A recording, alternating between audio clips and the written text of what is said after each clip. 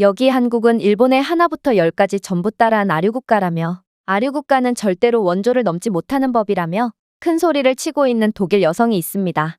그러나 그녀는 이내 독일 공영방송에서 송출된 충격적인 영상 하나를 접하게 되었고 그 즉시 경악을 하며 주저앉고 말았다고 하는데요. 그렇다면 그녀가 대체 한국에 관한 어떤 영상을 시청했던 것일까요? 안녕하세요. 저는 독일 출신의 말이라고 합니다. 어쩌면 저희 가족은 전 세계인들이 독일인들 하면 떠올리는 이미지에 가장 부합하는 사람들이 아닐까 싶기도 한데요. 아빠는 독일 유명 기술기업에서 수석연구원으로 근무 중이시고 또 저희 가족은 하나같이 다 무뚝뚝해서 꼭 필요한 이야기가 아니고선 웬만하면 입을 잘 열지 않거든요. 즉, 저희 가족은 독일은 기술 강국이자 재미없는 사람들이 사는 국가라는 이미지에 전부 부합했던 거였습니다. 그럼에도 한 가지 특이한 점이라면 저희 가족은 얼마 전까지만 해도 마을 사람들에게 지속적인 조롱을 당하기 일쑤였다는 것인데요. 그건 바로 아빠의 괴상한 취미 때문이었습니다. 아빠는 냉장고나 TV, 컴퓨터 등 집안의 가전제품들을 죄다 한국산으로만 구비해 놓는 도저히 이해가 안 가는 행동을 하시곤 했거든요. 지금이야 한국산 전자제품들이 상당한 인정을 받고 있고 자국 브랜드에 대한 자부심과 보수적인 태도로 외국산 제품은 절대로 구매하지 않는 경향이 있는 독일인들마저 한국산 브랜드의 제품들을 구매하고 있지만 제가 무척이나 어렸을 때까지만 해도 독일인들은 한국 브랜드는커녕 아예 한국이라는 나라 자체를 모르고 있었습니다.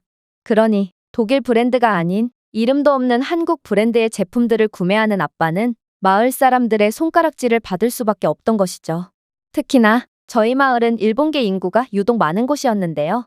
독일과 일본은 역사적으로 봤을 때도 많은 교류를 해왔고 특히나 저희 마을 근교에는 여러 일본 회사들까지 존재하고 있기에 마을 한편에는 조그마한 재팬타운까지 만들어졌을 정도로 일본과의 교류가 꽤나 활발한 곳이라고 할 수 있었습니다.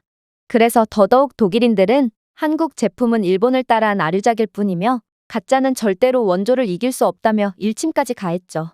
문제는 일본인들은 겉으로는 매우 조용하고 예의 바른 것처럼 보였지만 이들은 한국의 원수라도 졌는지 하나같이 은근슬쩍 한국을 비하하며 한국 전자제품은 일회용품 수준으로 내구성이 약하다는 헛소문을 퍼뜨렸다는 것입니다.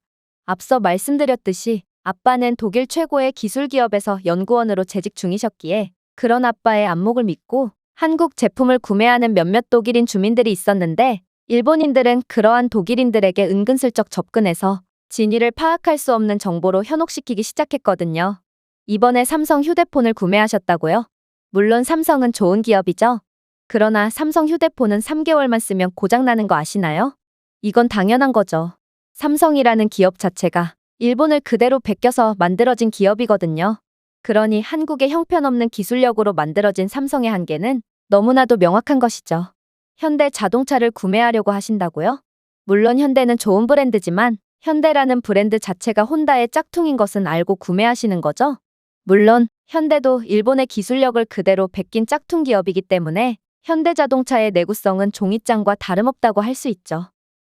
원조가 있는데 굳이 아류작을 구매하는 이유가 무엇인지는 모르겠지만 아무튼 좋은 결정하시길 바랄게요. 일본인들은 늘 은근슬쩍 한국을 비하했고 항상 한국을 자신들 밑에 깔고 보는 뉘앙스로 말을 할 뿐이었어요. 이건 매우 이상했죠. 물론 저도 한국 브랜드를 매우 싫어했지만 그래도 사실관계는 명확하게 할 필요가 있었거든요. 아빠는 저희 집에 한국 브랜드의 가전제품과 전자제품들로 도배를 해둔 상태고 제게도 억지로 삼성 브랜드의 스마트폰과 LG 브랜드의 노트북을 구매해 주시는 등 저까지 한국 제품을 사용하게 했는데 한국 제품은 절대로 고장나는 법이 없었기 때문입니다. 저는 늘 한국 브랜드가 대문짝만하게 써져 있는 전자제품들이 상당히 마음에 들지 않았고 늘 마구잡이로 사용하고 주먹으로 내려친다거나 발로 걷어차는 등 거의 한국 가전제품에 화를 푸는 격으로 폭력적으로 사용했음에도 한국 브랜드의 제품들은 10년이 지나도 절대로 고장이 나지 않았습니다. 어떨 때 보면 한국 브랜드의 제품들은 때릴수록 더욱 강해지며 제게 그래, 내 발이 먼저 부러지나 내가 먼저 고장나나 한번 해보자. 나는 절대로 고장이 나지 않을 것이고 내가 평생 동안 한국 브랜드의 세탁기와 함께 살도록 해줄 거야. 라고 말해오는 듯한 섬뜩한 모습을 보이기까지 했죠. 하지만 제 일본계 친구들은 전혀 달랐습니다. 이들은 도대체 어디서 구했는지 일본산 노트북을 사용하며 나름의 애국심을 보여주긴 했지만 1년에 한 번씩은 새 노트북으로 교체를 하곤 했거든요. 저는 처음에 이들이 부자라서 자주 노트북을 교체하는 줄 알았습니다. 제 LG 노트북은 몇 년간이나 키보드를 주먹으로 내려치면서 써도 절대로 고장나는 법이 없었고, 당연히 저는 노트북은 오래도록 고장이 나지 않는 전자제품인 줄 알았거든요. 그러나 알고 보니 일본산 노트북은 몇 개월도 안 가 크고 작은 고장이 나기 일쑤였고, 내구성도 형편없어서 노트북을 가방에 넣은 채 가방을 살짝 내려놓기만 해도 그대로 박살나기 일쑤더라고요. 이건 매번 표창처럼 노트북을 던져대도 고장은커녕 오히려 단단해지는 LG 노트북과는 완전히 다른 모습이었습니다. 하지만 일본인들의 이러한 기괴한 한국 비하는 늘 먹혀들었습니다. 왜냐하면 앞서 말했듯이 아무튼 일본인들은 겉으로는 매우 친절하고 예의 발라 보였기에 독일인들은 일본인들만큼은 매우 양심적이고 절대로 거짓말을 하지 않을 거라고 생각했거든요. 그리고 이렇듯 일본인들에게 세뇌당한 독일인 마을 주민들은 애꿎은 아빠에게 비난의 화살을 돌렸던 거였습니다. 마을 사람들은 아빠를 볼 때마다 한국 같은 형편없는 기술력을 가진 국가의 제품을 산다니 이런 처참한 안목으로 어떻게 독일 최고의 기술 기업에 입사하여 연구원으로 일할 수가 있냐며 이건 분명 뒷구멍으로 입사한 게 분명하다며 아빠의 안목의 야유를 보냈거든요. 그러나 아빠는 그럴 때마다 늘 여유 있는 웃음으로 받아쳤죠. 이봐요, 당신들, 내가 한 가지 예언 하나 하죠. 지금부터 채 5년이 지나기 전에 한국을 비난하는 당신들은 전부 한국 제품을 구매하기 위해 번호표까지 뽑아가며 필사적으로 한국 제품을 구매하려고 할 겁니다. 이건 당연한 거죠. 현재 한국의 기술력은 독일보다도 강력해진 지 오래거든요. 하지만 한국이라는 국가의 소프트 파워가 부족하다는 이유 때문에 한국의 제품들까지 과소평가받고 있고, 그래서 한국 브랜드의 제품들은 독일 브랜드의 제품들보다 강력한 성능을 자랑하고도 가격은 거의 절반 수준인 것입니다. 독일 최고의 연구원인 제가 도대체 왜 한국 브랜드만을 고집하는지를 곰곰이 생각해보세요. 현재 저뿐만 아니라 독일 기술 기업들에서 근무하는 엔지니어들은 죄다 저렴한데도 성능까지 우수한 한국 제품들을 구매하고 있고, 한국이 이렇게나 빠른 속도로 성장한다면 이들은 5년 내로 엄청난 소프트 파워까지 갖게 되어 결국 보수적인 독일마저 완전히 집어삼키고 말 겁니다. 당연히 아빠의 말은 아무도 귀담아 듣지 않았고 마을 주민들은 그저 실소를 터뜨릴 뿐이었습니다. 이들은 그래서 도대체 한국이라는 나라가 어디에 붙어 있냐며 독일은 세계를 주름잡는 기술 강국으로 발전하기 위해 100년이 넘는 시간을 갈고 닦았는데 한국이 이러한 영겁의 세월을 전부 건너뛴다는 게 말이나 되냐며 고개를 가로저었거든요. 하지만 한 번은 이러한 마을 주민들을 완전히 합주기로 만든 충격적인 사건 하나가 발생하게 되었습니다. 그건 바로 아빠의 현대자동차가 사고가 났을 때였는데요. 아빠는 어떠한 상황에서도 늘 원칙을 지키는 분이었고 그날도 정속 주행을 하며 안전운전을 하고 계셨다고 했어요. 그러나 웬 음주운전 차량이 신호위반을 하며 아빠의 차량을 그대로 박아버렸고 결국 꽤나 심각한 상황이 벌어지고 말았는데요. 그런데 상대 차량이 완전 파손이 되고 운전자도 크게 다친 것과는 달리 아빠의 현대 차량은 약간의 찌그러짐 외에는 멀쩡한 거 아니겠어요? 가장 충격적이었던 점은 상대방의 차량은 다른 차량도 아닌 바로 일본인들이 현대의 원조라고 주장하던 혼다 차량이었다는 것입니다. 분명 일본인들은 내구성이 형편없는 짝퉁 차량 현대는 혼다의 기술력에 발끝도 못 미친다고 주장했지만 결과는 그 반대였던 거였죠. 이 사건은 마을 사람들에게 엄청난 충격을 주었고 여기에 몇 년 뒤 한국 문화가 엄청난 인기를 끌게 되면서 아빠가 말한 대로 한국의 소프트 파워는 하늘을 찌를 기세로 치솟기 시작했습니다. 결국 한국의 인지도가 급상승하게 되면서 그동안 저평가받았던 한국의 제품들은 독일에서 불티나게 팔리기 시작했죠. 그렇게나 한국은 나라 자체가 일본의 짝퉁이라고 주장하던 독일인 마을 주민들마저 이제는 낡아빠진 독일 가전제품들을 모조리 처분하고 전부 한국산 제품들로 집안을 채우는 등 모든 게 아빠의 말대로 되기 시작한 것입니다. 저는 이러한 아빠의 성견지명에 혀를 내두르면서도 이러한 예상치도 못한 상황에 어리둥절하기도 했어요. 물론 제가 직접 사용해본 바로는 한국 제품은 정말로 훌륭하긴 했습니다. 그러나 지금의 독일의 상황을 보자면 한국 제품은 너무 고평가를 받는 게 아닌가 싶었거든요. 그도 그럴 것이 한국의 기술력이 훌륭하다는 것은 인정하겠지만 그래봤자 세계 최고의 기술 강국은 독일이며 일본 또한 아시아 최강의 기술 강국이므로 한국은 잘 쳐줘봐야 일본과 비슷한 수준의 기술력을 갖고 있다고 할 수 있을 테죠. 그런데 현재의 독일인들은 자신들의 독일산 전자제품들마저 모조리 팔고 한국 제품을 구매하고 있다는 점은 도저히 납득하기 어려웠습니다. 그래서 저는 아빠에게 현재는 한국이 고평가를 받고 있는 것 같으니 이제는 한국 사랑을 조금 내려놓을 때도 되지 않았냐는 질문을 건네게 되는데요. 하지만 아빠는 그저 옛날에 우매한 독일인 마을 주민들에게 일침을 날리셨던 것처럼 자신 있는 미소를 지으며 한국은 아직도 저평가되었고 한국은 이미 독일을 넘어 세계를 지배하는 기술력과 저력을 가졌다는 터무니없는 소리를 해오시는 거 아니겠어요? 그러면서 아빠는 지금으로부터 또다시 5년이 흐른다면 그때의 한국은 독일이 쳐다도 보지 못하는 위치에 군림해 있을 거라며 그때가 된다면 너무 비싸져 버린 한국 브랜드에 대한 사랑을 내려놓을 수도 있지만 아직은 때가 오지 않았다고 말씀하시더라고요. 저는 아무래도 아빠가 한국 사랑을 너무 오래 하시더니 이젠 판단력이 아예 흐려져 버리신 게 아닌가 하는 생각이 들었는데요. 모두가 독일을 최고라고 인정하고 있고 한국은 그저 최근에 와서야 겨우 궤도에 오른 국가인데 이러한 근본부터가 다른 두 국가에 대해 어떻게 이런 평가를 할 수가 있단 말인가요? 그러나 여기에 대한 답변은 굳이 아빠가 할 필요가 없었습니다. 틀어져 있던 TV는 이내 다큐 방송을 내보내기 시작했는데 저는 이 채널에서 충격적인 내용을 보게 되고 그대로 할 말을 잃고 말았거든요. 여러분들은 스스로의 힘만으로 자신들의 운명을 바꾼 국가를 알고 계십니까?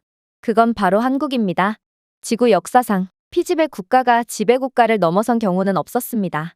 아니, 열강 국가들에 의해 지배를 받으며 몰락했던 국가가 선진국으로 올라선 경우 자체가 없었죠. 한국만 해도 그렇습니다. 한국은 일본에 의해 식민지로 전락하게 되었고 각종 수탈을 받으며 아무것도 남지 않게 되었거든요. 특히나 한국은 곧이어 6.25 전쟁까지 겪으며 세계에서 가장 가난한 국가로 전락하게 되었습니다. 하지만 한국은 그러한 최빈국에서 단 100년도 지나지 않은 지금 자신들을 지배했던 일본을 능가해버렸습니다. 1인당 GDP, 최저시급, 직장인 평균 연봉 등 모든 면에서 일본을 압도하게 된 한국은 이제는 과거에 일본이 주도하고 있던 기술산업까지 모조리 뺏어오며 현재 한국은 일본을 21세기판 식민지로 만들어버렸거든요. 조선업만 봐도 그렇습니다. 1960년대부터 1980년대까지 일본은 세계 조선 산업을 지배하며 전 세계 시장 점유율의 50% 이상을 차지했습니다. 미쓰비시 중공업, 히타치, 가와사키 중공업과 같은 주요 일본 조선 회사들은 상업용 선박, 유조선, 컨테이너선을 효율적이고 경제적으로 생산하여 이 분야를 선도했죠. 일본의 지배력은 첨단 기술, 대량 생산 능력, 비용 경쟁력에 의해 주도되었고 증가하는 전 세계 해운 수요에 막대한 혜택을 받았습니다. 하지만 일본의 이러한 아무도 막지 못할 것처럼 보이던 조선 전성기는 1990년 후반에 완전히 끝나버리게 됩니다. 그것도 모든 것을 잃고 저 밑에서 허덕이던 한국에 의해서 말이죠. 1990년대 후반과 2000년대에 한국은 일본을 제치고 조선 분야의 글로벌 리더로 자리매김하며 엄청난 경쟁이 벌어지던 이 산업에서의 역할을 사실상 뒤집었습니다. 오늘날 한국은 조선 분야에서 세계시장 점유율의 65% 이상을 차지하며 고부가 가치 기술 선진 선박의 본고장이 되었거든요. 이건 정말 놀랍습니다.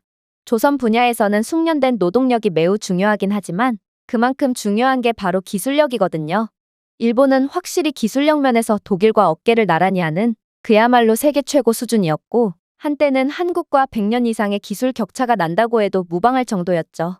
하지만 한국은 그 짧은 시간 만에 일본과의 격차를 단숨에 좁혔고 결국 일본의 아성을 완전히 박살낸 것입니다. 그리고 지금의 조선 분야의 지배력을 좀 보세요. 일본 조선의 영향력은 눈에 보이지도 않는 수준으로 완전히 몰락했지만 한국은 오히려 일본과의 격차를 벌리며 전 세계의 신뢰를 받음과 동시에 모든 계약을 독점하고 있거든요. 사실 어찌 보면 당연한 결과입니다. 한국은 조선 분야에서의 세계 최고 자리를 차지하게 되었음에도 기술 혁신을 게을리하지 않았거든요. 그래서 첨단화의 흐름이 이어질수록 오히려 한국에는 기회이자 이익이 되는 것입니다. 실제로 한국은 첨단 엔지니어링과 기술이 필요한 LNG 운반선, LPG 운반선, 컨테이너선, 해양 구조물 시장을 지배하고 있는데요. 한국은 현대 조선업에서 가장 수익성이 높은 분야인 LNG 운반선 부문에서 우위를 점하고 있는데 한국 조선사들은 전 세계 LNG 운반선 수주량의 88%를 확보하며 압도적인 기술력과 생산 우위를 자랑하고 있거든요. 심지어 2020년에는 현대 중공업을 필두로 한 한국 기업들은 카타르와 20조 원 규모의 계약을 체결하여 한국은 향후 10년간 100척 이상의 LNG 운반선을 건조할 수 있게 되는 막대한 이익을 얻게 되기도 했습니다. 이는 역사상 가장 큰 규모의 조선 계약으로 고부가 같이 조선 분야에서 한국의 입지를 확고히 하는 셈이 되었죠. 그러나 한국의 가장 무서운 점은 따로 있습니다. 이들은 만족이라는 것을 할 줄 모르는 사람들이기 때문입니다. 생각해보세요. 일본이 한국에 완전히 뒤처지게 된 가장 큰 이유는 이들은 조선업을 주도하고 있다는 데에 안도감을 느끼며 기술 혁신을 미루었기 때문입니다. 일본은 막대한 이익을 가져다 줄 수 있는 LNG 운반선과 이중연료 선박과 같은 새로운 시장 수요를 모른 척했고 결국 기술 수준 후퇴라는 최악의 결과를 맞이하게 되었거든요. 그러나 한국 기업들은 지금도 선박 자율주행 시스템과 스마트 선박을 선도하며 경쟁사들보다 앞서 나가고 있습니다. 특히나 한국은 극도의 효율이 아니라면 도저히 만족을 할 수가 없는지 한국 조선소는 대규모이고 효율성이 높아 여러 척의 선박을 동시에 건조하면서 생산 비용을 절감할 수 있기로 유명한데요. 현대 중공업의 울산 조선소만 해도 연간 100척 이상의 선박을 건조할 수 있는 세계 최대 규모의 조선소이며 이러한 한국의 간소화된 생산 공정은 더 짧은 건설 일정과 경쟁력 있는 가격을 보장하기에 이는 일본 조선 업체들을 완전히 몰락하게 만든 것이죠. 일본의 과거 조선 산업 지배력은 한국의 기술 발전, 비용 효율성, 고부가 가치 선박에 대한 전략적 집중 탓에 완전히 한국의 조선 산업을 내주고 말았고 한국은 일전에 자신들을 지배했던 일본에게서 막대한 이익을 뺏어오는 통쾌한 복수를 선사한 것이죠. 진행자의 말에 저는 등골이 오싹해짐을 느꼈습니다.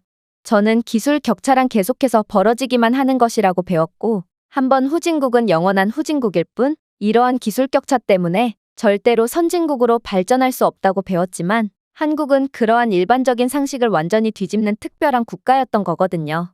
하지만 저는 한편으로는 약간의 의심이 들기도 했어요. 고작 하나의 기술 분야에서 일본을 뒤집은 것만으로 어떻게 한국이 일본을 완전히 추월했다고 할 수 있겠어요?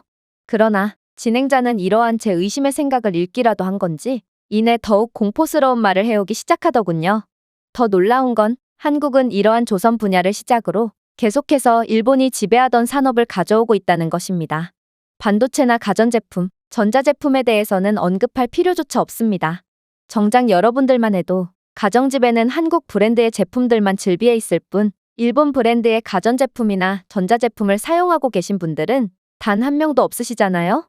하지만 더욱 충격적인 점은 한국은 더욱 막대한 마진이 남는 산업이자 엄청난 기술력을 필요로 하는 원전 사업마저 일본을 능가한 지 오래라는 것입니다. 한국은 계속해서 부유해지기만 하고 일본은 가난해지기만 하는 이유가 바로 여기에 있다는 것입니다. 한국은 어느새 엄청난 기술 강국으로 발전하게 되었고 그동안 일본이 기술을 수출함으로써 얻는 이익들을 모조리 빼앗아오며 더더욱 엄청난 부를 쌓고 있거든요.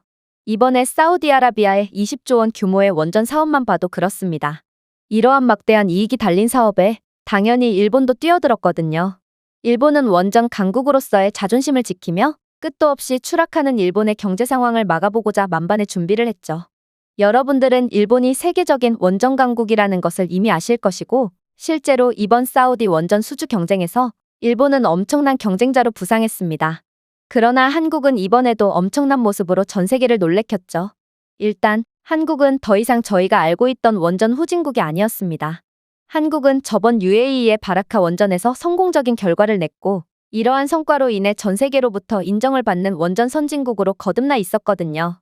보통 원전 기술 개발에는 수십 년 이상의 시간이 필요하다고 알려져 있고 이 때문에 웬만한 선진국이라고 해도 뛰어난 원전 기술을 가지고 있지 않은 경우가 많은데 한국은 단기간 만에 그 몇 안 되는 국가에 당당히 합류한 것입니다. 물론 한국이 내민 기술력도 상상을 초월했죠. 한국은 표준화된 원자로 설계를 통해 프로젝트 비용을 최적화하여 제조 및 건설 비용을 절감했을 뿐더러 특유의 효율적인 공정을 통해 건설 기간도 획기적으로 줄임으로써 현재 동시다발적 프로젝트를 진행 중이라 한시가 급했던 사우디아라비아의 구미를 당겼거든요. 또한 한국의 원자로인 APR-1400은 안전성과 성능이 입증된 3세대 가압수형 원자로이며 수동안전 시스템과 향상된 내구성 덕분에 장기적인 신뢰성과 안전성을 확보했는데요. 실제로 이러한 원자로는 이미 한국과 UAE에 배치되어 성공적으로 운영되고 있기에 이건 그 무엇보다도 강력한 경쟁력이라고 볼 수 있었습니다. 반면에 2011년 후쿠시마 원전 사고 이후 원자력 기술에 대한 일본의 명성은 구형 원자로 설계의 취약점을 드러낸 후 상당한 타격을 입었습니다. 당연히 사우디는 일본 원자로의 안전에 대한 우려로 인해 줄곧 의구심을 표할 수밖에 없었는데 심지어 일본은 기존 원자로에서의 혁신을 전혀 이뤄내지 않았고 결국 복잡한 설계를 통한 긴 건설 시간으로 생산 비용은 여전히 높았죠. 당연히 사우디 입장에서는 이런 일본을 믿을 수가 없던 것입니다.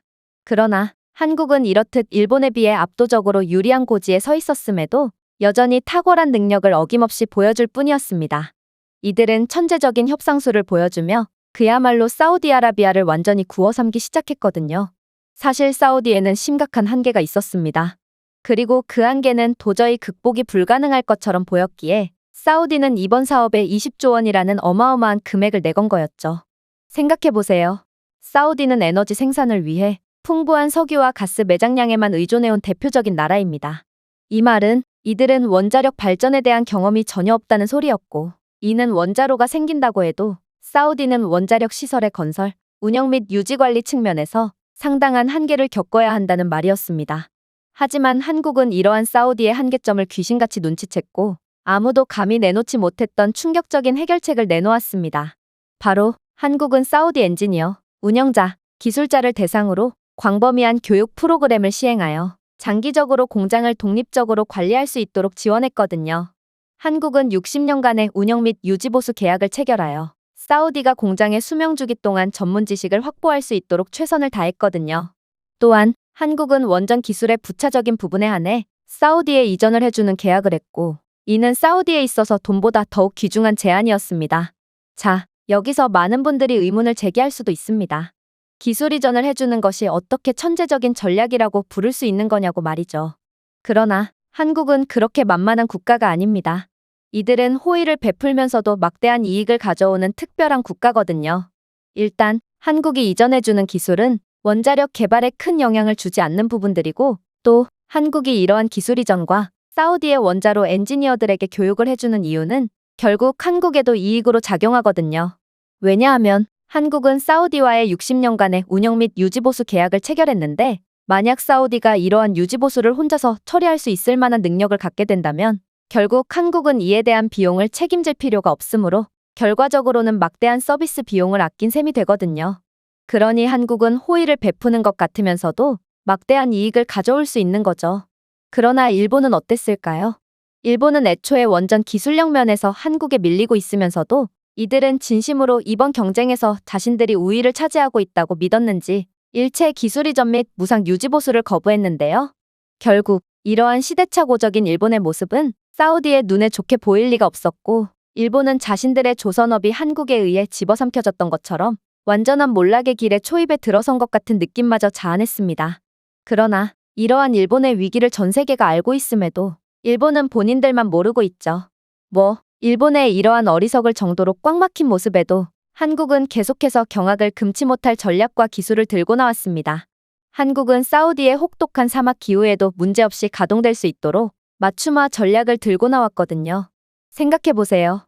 사막에 원전을 짓다니, 이건 보통의 원전과는 완전히 다른 맞춤형 기술력이 들어가지 않는다면 원전은 곧바로 가동 중지되어 버리고 말 것입니다. 사우디의 극심한 더위와 건조한 환경은 원전에 제대로 된 열관리 시스템이 추가되지 않는다면 곧바로 사고로 이어질 게 분명하거든요. 그러나 한국은 이번에도 전 세계 모든 경쟁국들이 생각지도 못한 기술력을 보여주기 시작했습니다. 한국은 고온에서도 원자로의 효율을 보장하는 첨단 냉각 기술을 도입했고, 심지어 모래폭풍과 극심한 열까지 전부 견딜 수 있는 최첨단 필터 시스템까지 추가한 원자로를 설계했거든요. 다른 국가들에서는 그저 원자로 건설에 최적화된 환경에서 가동되는 현지 조건에 대해서는 전혀 생각하지 않은 성의 없는 원자로만을 들고 나올 뿐이었지만, 한국은 다른 국가들보다 생각이 한 차원 위에 있었고, 그러한 생각을 실현시킬 기술력 또한 갖추고 있던 것입니다. 그렇다면 일본은 이에 대해 어떻게 대응했을까요? 일단 일본은 후쿠시마에서의 사고로 안 그래도 이 분야에서의 상당한 우려를 보여주고 있었지만, 그저 자신들의 국가인 온대기후에서 테스트된 원자로만을 들고 나왔기에 이는 사우디의 덥고 건조한 환경과 전혀 맞지 않았습니다. 일본의 입찰은 한국이 제시한 강력한 현지 통합 계획이 부족했고, 결국 사우디 입장에서는 더 비싸고 느리고 현지 통합 계획이 전무한 일본과 손을 잡을 이유가 전혀 없었죠. 그렇게 한국은 사우디와 대규모 계약을 체결하면서 엄청난 이익을 얻게 되었습니다.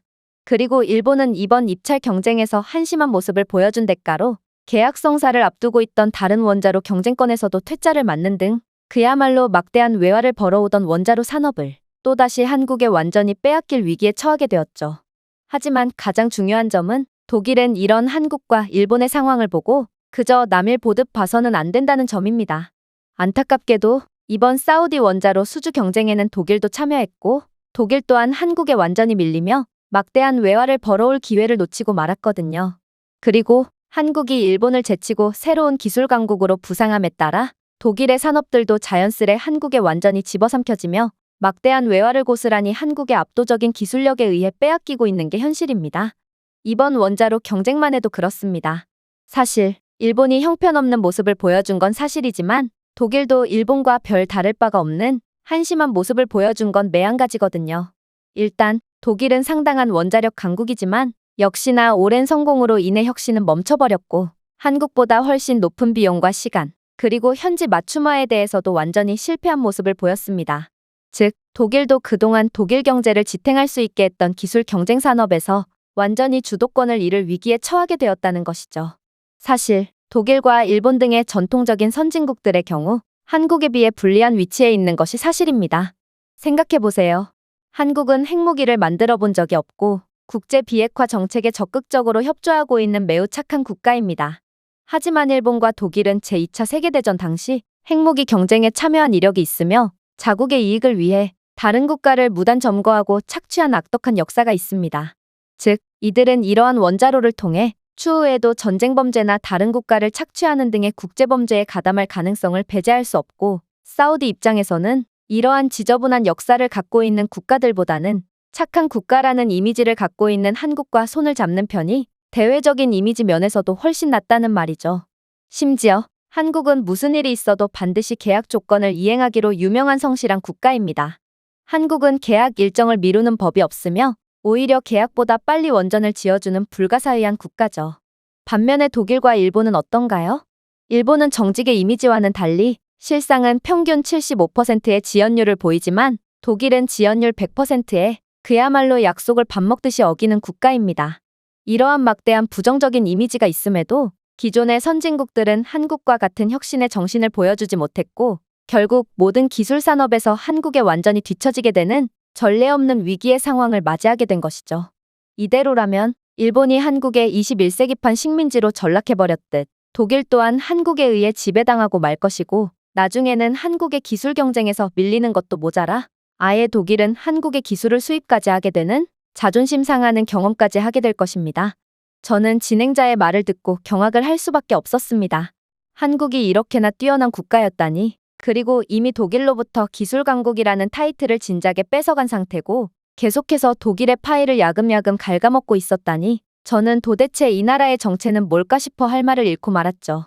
그야말로 아빠의 한국에 대한 평가는 틀린 것이 전혀 없던 것이고 한국은 현재 독일의 모든 가전제품 및 전자제품 시장을 점령하고도 아직까지도 저평가되고 있던 것이 맞았던 거였습니다. 아빠는 이렇듯 당황해하는 저를 보고 그저 조용히 등을 토닥이며 지금의 독일의 문제는 역전되어 버린 이러한 상황을 도저히 받아들이려고 하지 않고 아직도 과거의 영광 속에서 사는 사람들이 많다는 거라고 했는데요. 그러면서 일본은 그런 바보들의 비율이 압도적이기에 이제는 한국을 재추월할 동력을 완전히 잃어버렸고 실제로 현재의 일본 젊은 층들은 더 많은 기회와 연봉을 위해 한국으로 건너가기까지 하고 있다고 하더라고요. 독일은 아직 젊은 층의 노동력을 한국에 빼앗기고 있는 괴멸적인 상황에 처하진 않았지만 이대로라면 5년 내로 독일 또한 한국의 노동력을 수출하며 그야말로 일본과 같은 꼴이 될 거라며 이에 대한 경각심을 가져야 한다고 하셨죠. 저는 이렇듯 조용하고도 위협적인 발전으로 일전에 전 세계의 노동력을 착취하던 열강 국가들을 압도하며 도리어 이들에게서 노동력을 가져오는 한국의 저력에 소름마저 돋은 상태며 그럼에도 저희가 할 수 있는 건 그저 한국이 세계를 지배하는 과정을 지켜보는 것밖에 없다는 사실에 좌절감마저 느끼고 있는 상태인데요. 실제로 독일 최고의 기술 연구원이신 아빠 또한 제게 한국으로의 대학원 유학을 권유하시기까지 할 정도니 현재 한국의 저력은 말해봤자 입만 아픈 지경에 이른 것 같습니다. 정말 아빠의 말씀대로 5년 후에는 한국이 세계의 판도를 뒤흔들게 될까요? 저는 이젠 한국이라는 나라가 너무나도 두려워져 정말로 한국에 합류를 해야 할 것 같다는 압박감마저 느끼는 중입니다. 제가 준비해온 내용은 여기까지입니다. 끝까지 시청해주셔서 진심으로 감사드리며 여러분들의 구독과 좋아요, 알림 설정은 영상 제작에 큰 힘이 됩니다. 이상 세모튜브였습니다.